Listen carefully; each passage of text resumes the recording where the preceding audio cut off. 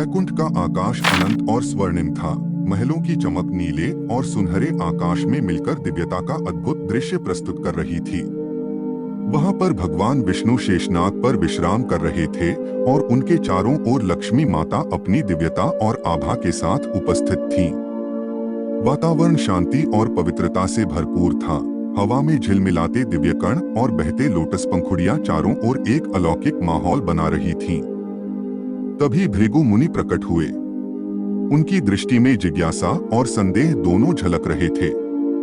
उन्होंने पहले ब्रह्मा और शंकर से नारायण की महानता के बारे में पूछा और देवताओं ने उन्हें समझाया कि नारायण ही सर्वोच्च हैं। इसके बावजूद भृगु मुनि नारायण की परीक्षा लेने के लिए सीधे उनके पास आए। भृगु मुनि क्रोध और संदेह में नारायण की छाती पर पैर मार देते हैं। लेकिन उस क्षण अद्भुत घटना घटती है। नारायण के हाथ अपने आप उठते हैं और भृगु के पांव को दबा लेते हैं। उनकी दिव्यता, शक्ति और करुणा का यह चमत्कार देखकर भृगु स्तब्ध रह जाते हैं।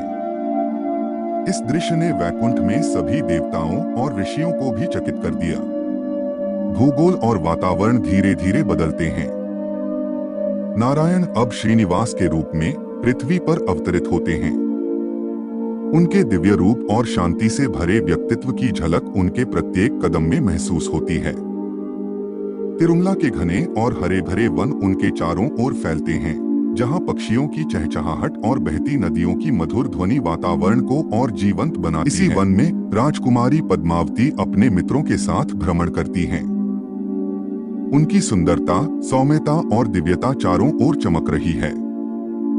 अचानक उनका सामना श्रीनिवास से होता है। पहली नजर में ही उनके बीच एक अद्भुत आध्यात्मिक और भावनात्मक कनेक्शन बन जाता है। श्रीनिवास की पहली मुस्कान और उनकी शांत, दिव्य दृष्टि पद्मावती के हृदय में प्रेम की अग्नि जगा देती है। दिन बीतते हैं और दोनों वन में समय बिताते हैं। पवन के साथ झूमते पेड़, बहती नदियां, फूलों की खुशबू और पक्षियों की मधुर आवाज उनके प्रेम को और गहरा करती है।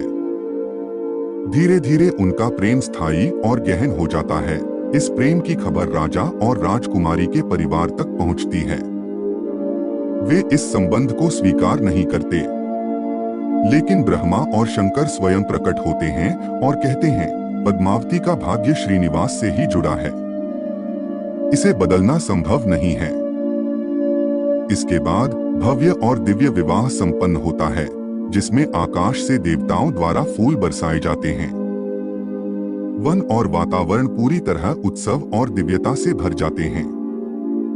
श्रीनिवास और पद्मावती अपनी दिव्य मुस्कान और प्रेम के साथ एक दूसरे की आंखों में दृष्टि डालते हैं और यह दृश्य प्रेम, करुणा और दिव्यता का प्रतीक बन जाता है।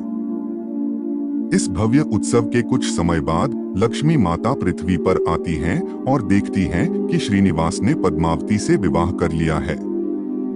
उनका हृदय दुख और प्रेम के मिश्रित भावों से भर जाता है। वे श्रीनिवास से सवाल करती हैं, क्या तुम्हें मेरे बिना एक पल भी अकेलापन महसूस नहीं हुआ? पद्मावती आंसुओं में चुप रहती हैं।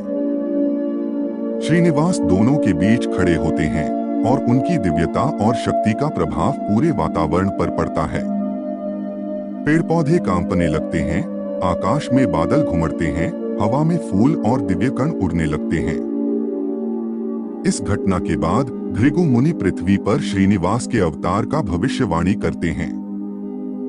लक्ष्मी माता के पृथ्वी पर आने और वैकुंठ छोड़ने की यह कथा यह दर्शाती है कि दिव्यता, शक्ति और करुणा कितनी अद्भुत और गहरी होती है और कैसे प्रेम और श्रद्धा के साथ साथ त्याग भी जुड़ा होता है।